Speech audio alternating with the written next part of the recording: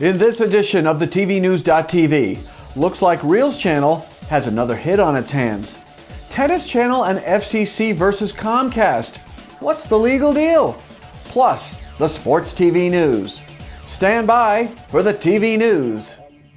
This is the TVNews.TV, brought to you by American Ingenuity Media.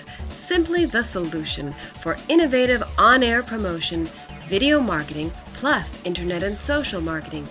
Visit them at AmericanIngenuityTV.com and on Facebook. Here now is Jeff Grimshaw. Welcome to the TVNews.TV. I'm Jeff Grimshaw. It's Friday, April 27th, and here now is the lead.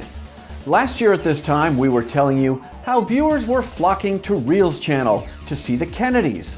A year later, looks like ratings lightning has struck twice in the same place with the Steven Seagal crime drama True Justice on Reels Channel. It premiered with very good numbers, and now viewership has swollen to well over 1 million per episode. And better yet, Reels Channel has just ordered up 13 new episodes for Season 2. And you know what? To comment, we love it when the little indie nets like Reels Channel can score big in the ratings.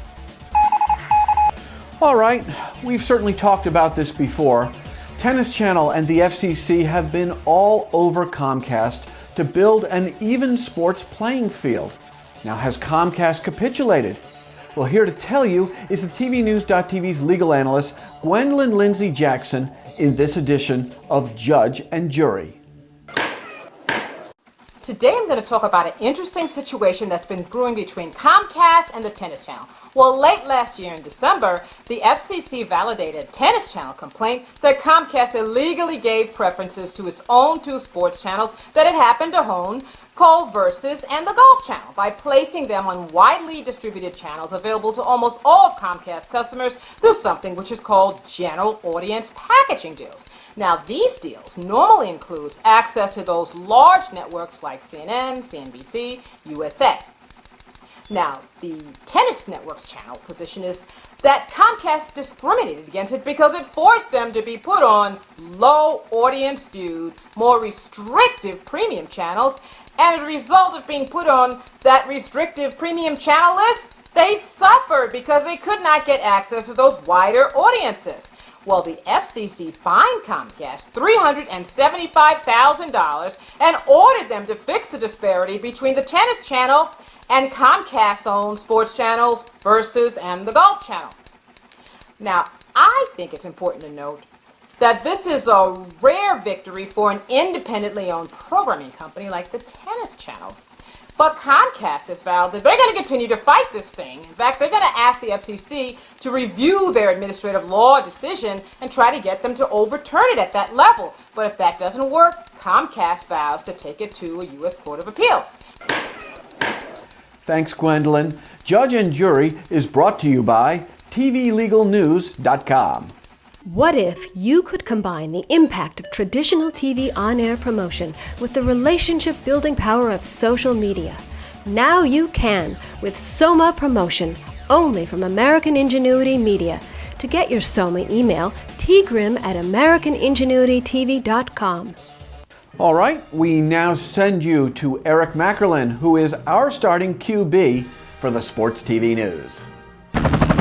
Hey Jeff, it's good to be back on the Sports TV News on this Friday morning. Although we're only at the end of April and a lot of us have baseball, hockey, and basketball on our minds, the fact of the matter is that the Olympics are just around the corner. And NBC Sports Group has announced the hosting lineup for the 2012 games in London. First off, Bob Costas, the big man at NBC Sports, is going to be the primetime host. His 9th straight Olympics, he's going to be working in that capacity. His 10th Olympic Games overall. Bob Costas is still the man at NBC Sports. Handling live weekday and weekend coverage is going to be a combination of Football Night in America's Al Michaels and Dan Patrick. For Patrick, it's his Olympic debut, and all I can say is it's about time. Congratulations, Dan, on getting this very high-profile gig. Also, when it means late night on NBC during the Olympics, only one name, Mary Carrillo, ex-tennis pro, excellent host. She's going to be doing her 3rd straight games in that capacity. Also joining them, John McEnroe, Mary's old tennis partner from the days in Douglaston, as well as America's favorite gymnastics coach, Bellew Caroli. Real high-powered lineup on NBC during the Olympics. They'll be joining, of course, Ryan Seacrest. How the heck he got in there, I don't know.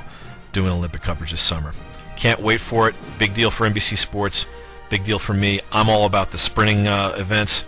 Can't wait for the Olympics this summer in London. I'll be watching. Will you?